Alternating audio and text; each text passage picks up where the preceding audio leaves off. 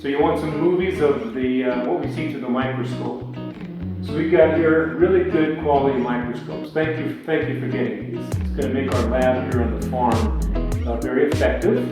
And what we'll be able to do with these microscopes is look into the soil and see the biology around the roots. And we'll be able to see if it's there and what kind of biology is there and how active it is. And if it's not there, we'll do practices that make it there. If it's not active, we'll make it active. If it's not the right kind, we'll make it the right kind. And when we do those things, the crops are going to grow a lot better than if we just do fertilizers alone and don't manage the biology. So I'm going to show you some clips through the microscope. The first thing to notice when we look at agricultural soils in a microscope is that we can see a kind of a wild zoo of a lot of different kinds of life. Bacteria, fungi, protozoans, nematodes. And so how do we make sense of this wild zoo? And the way we do it is we look at it from the point of view of the soil ecosystem, or what's called the soil food web. And here we begin on the left with plant material. That's the organic matter that feeds everything.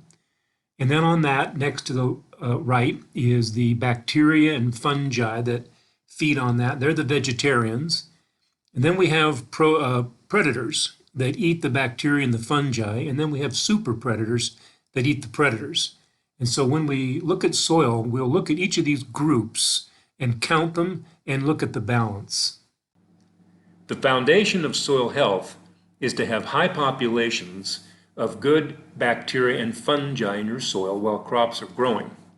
Bacteria and fungi are the food base for other classes of microbes that balance the soil ecosystem, and they help recycle and release nutrients for a more vigorous and productive crop. Bacteria come in different shapes. Some are long and thin, and we call these rods. Others are round and spherical. We call these cocci. You can see some of each in this scene. Here's a colony of round cocci bacteria that is an active part of this ecosystem. Bacteria are very small, but they're very active and able to swim quickly to stay with roots and find food in the root zone volume. Bacteria are always active where something has died, like here, a dead nematode. And here, dead algae, where the bacteria are inside the cell structure. Fungi are their own kingdom of microorganisms that do not swim through soil like bacteria. Instead, they have long filaments called hyphae that grow through the soil in and around among the roots. Soil fungi come in many shapes and colors. Some are plant diseases, but most function to decompose dead organic matter, which releases nutrients to our crops. A major function of bacteria and fungi in the soil is that, as vegetarian herbivores, they are the prey food base for the higher order predators like protozoans and some beneficial nematodes. Why is this important? Because bacteria and fungi are high in protein, which is rich in nitrogen. When bacteria and fungi are eaten by predators, the nitrogen in their bodies is recycled back into the soil in a plant-available form. We call this function nutrient recycling. It means that the fertilizer that the farm is purchasing and applying to the soils is being used more efficiently. The protozoans that eat bacteria are in three classes of ciliates, amoebae, and flagellates. There are also beneficial nematodes which only eat bacteria and never attack plants. Let's look at some protozoans first. The ciliates have small hair-like structures called cilia on their bodies that they use for swimming and for creating vortices in the water that direct bacteria and other food items into their mouths. Ciliates can swim really fast. Anything speeding under a microscope is probably a ciliate. Other ciliates have a strategy of anchoring themselves and creating a vortex and just bring the bacteria to them. This is a colony of Vorticella, so just enjoy how they feed.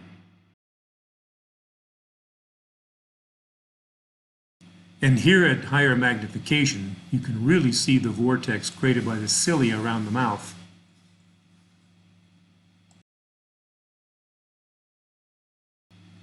Here now is the second class of protozoans, the amoebae. You'll see the clear amoebae moving in the center of the picture. Amoebas don't swim, they crawl, and they're fierce predators of bacteria which they catch and eat. Here's another clear, colorless amoeba crawling in the middle of the shot. In this case, it's sped up 4 times to show the motion.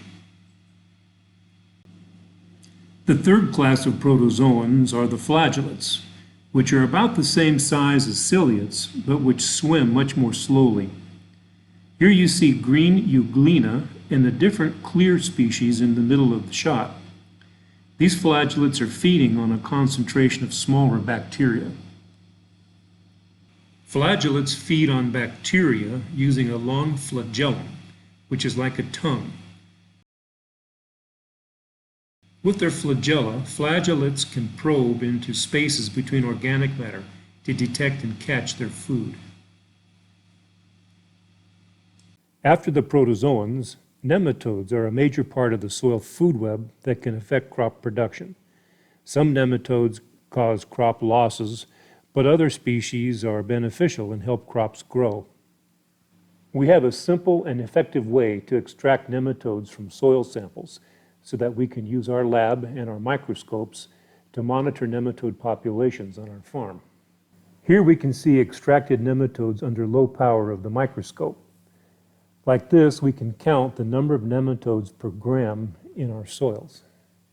But what we really want to know is what balance of different kinds of nematodes are in our soils, because some are bad while others are beneficial and help recycle nutrients. Just as we can know what a bird eats by what kind of a beak or bill it has, we can also know if a nematode is parasitic or beneficial by looking at what kind of a mouth it has. Parasitic nematodes have a mouth like the middle example here, letter C. All other soil nematodes are beneficial. We know this is a parasitic nematode because it has a mouth like a hypodermic needle, which it uses to pierce roots and take water and nutrients from its host plant. Using our microscopes, we can see that this nematode has the withdrawn hypodermic needle, or stylet as it's called, of a parasitic species. This is a different genus and species of nematode, which also has the stylet of a parasitic type. Other kinds of nematodes have mouths they use to feed on fungi. These fungal-feeding nematodes are beneficial. We want them in our soils because, like protozoans, they function to recycle nutrients to our crop plants. This nematode has a hollow mouth, or oral cavity. With this form of mouth, we know that this is a beneficial species of nematode that feeds on bacteria, just like the protozoans. Good nematodes that are fungal feeders or bacteria feeders make a soil healthy and productive for our crop plants. And so in the end, what we want are agricultural soils that are teeming with very high populations of many, many kinds of bacteria and fungi, many kinds of protozoans, many kinds of nematodes, and then we'll have the functions of the soil food web that release nutrients and suppress disease, many other things that give us a richer soil and better crops. And so because the soil food web is so important to our crop success, a big farm like Grup Serban Holdings should have a laboratory with good microscopes so that we can have a keyhole and peer into the soil and see if the soil food web is there, if it's diverse, if it's teeming, or if we need to do cultural practices that will boost it.